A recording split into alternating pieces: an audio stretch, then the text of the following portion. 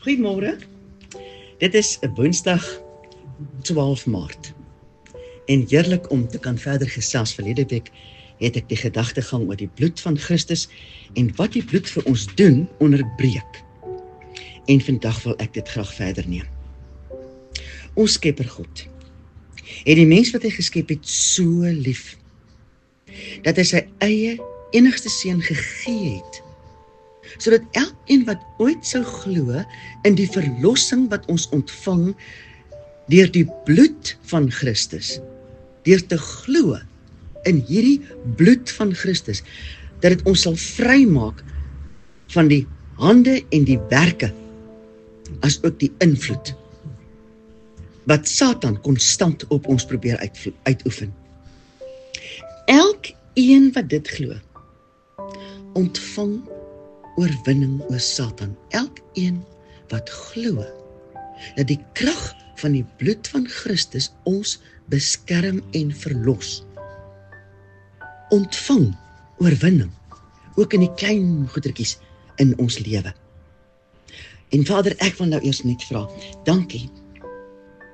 Dankie vir die gedagtes wat U my gee. Maar ek weet, Vader God, dit is net gedagtes. U alleen kan die waarheid van hierdie gedagtes aan elkeen van ons openbaar en binne in ons wese kom insit.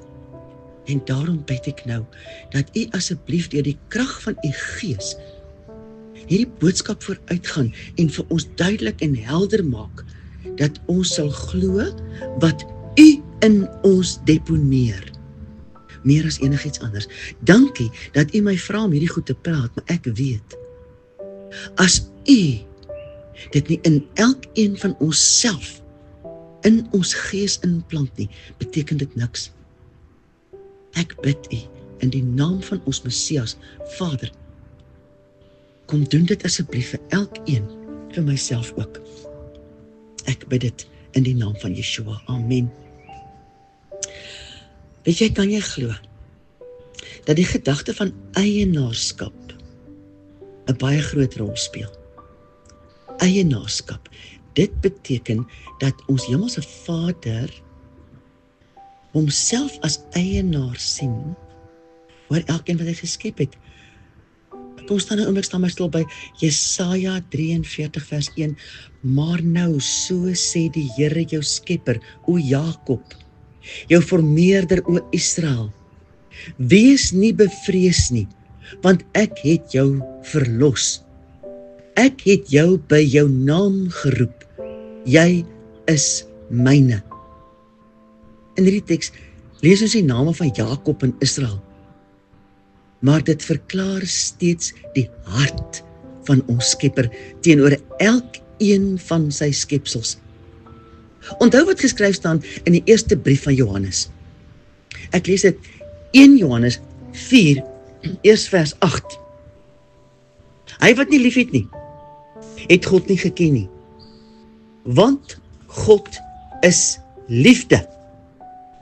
En dan 1 Johannes 4 vers 16. En ons het die liefde wat God tot ons het leer ken en geglo. God is liefde. En hy wat in die liefde bly in God en God in hom. Ek dink nie die mens kan ooit verstaan watter behaag ons Skepper daarin vind om mense te maak na sy beeld nie. Hoeveel eeue gaan dit al aan? En dit hou nie op nie. Steeds skep Elohim meer en meer mense. En onthou wat ons Skepper vir die profeet Hosea gesê het. Ek lees uit Hosea 6 vers 6. Want ek het 'n behaag in liefde en nie in offerande nie. En in kennis van God meer as brandoffers. Besef dit.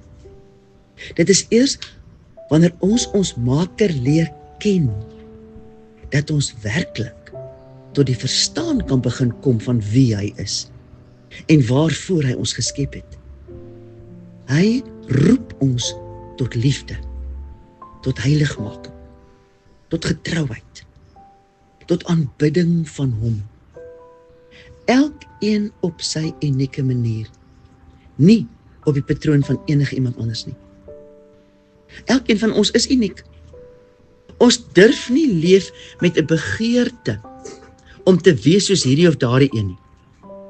Ons Vader het ons elkeen uitgedink en goddelik beplan, sodat ons vir 'n tyd soos die op die aarde kan wees, om hom te leer ken, en dan sy liefde so uit te leef, dat ander sal begeer om dit ook te kan ken en te kan doen.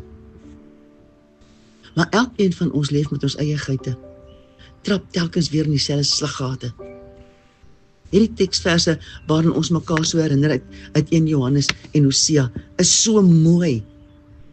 Maar wat daarvan? Dat ons nou hier opstaan en ons op die pad of by die werk so bloedig vererg, dat ons besef, Here help, ek maak steeds so intens droog. Onthou wat staan geskryf in 1 Petrus 1 vers 1 en 2.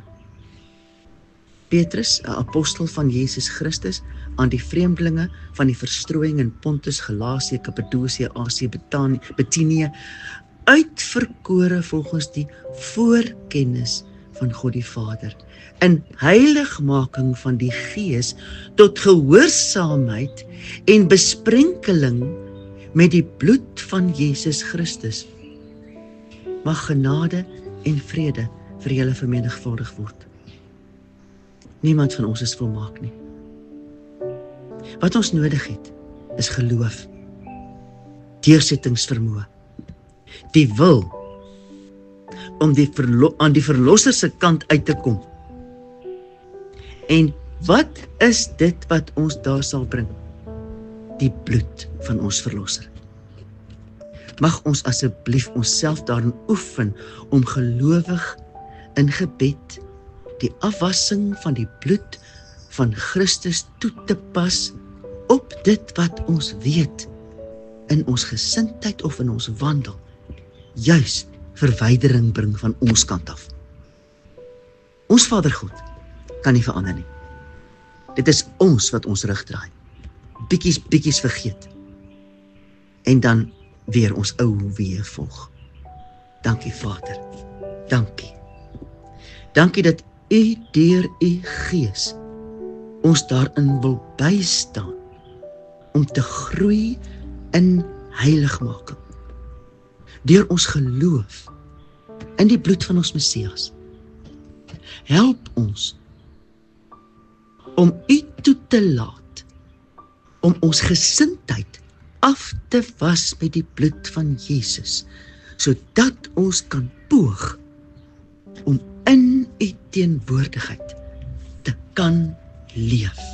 Vader, wees ons asseblief genadig. Amen.